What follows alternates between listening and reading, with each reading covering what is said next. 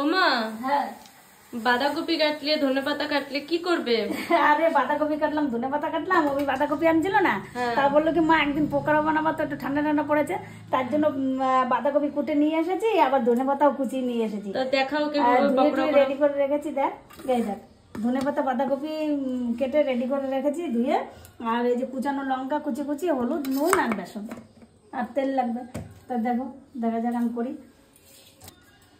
আমি তো পকোড়া বানাইনি কোনোদিন, তাই দিচ্ছি। বন্ধুদেরও দেখাও কিভাবে বানাতে হয়।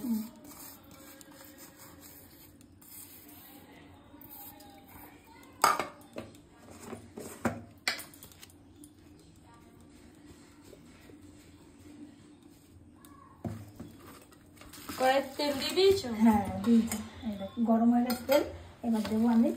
মাখানো রেডি। দেখুন এমনি আটা আটা করে মাখতে হবে।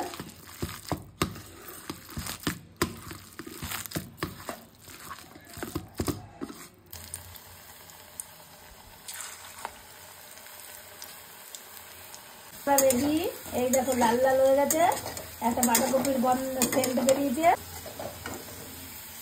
এই দেখো কত সুন্দর হয়েছে।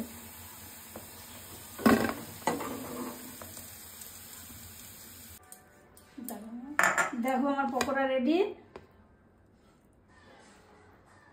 চলো দেখ তো খেয়ে কেমন নুন ঝালটা হয়েছে। আমার তো আবার পকোড়া করলে পরে একটু নুন বেশি হয়। ঠিকঠাক হয়েছে নাকি দেখ তো। ঠিক আছে।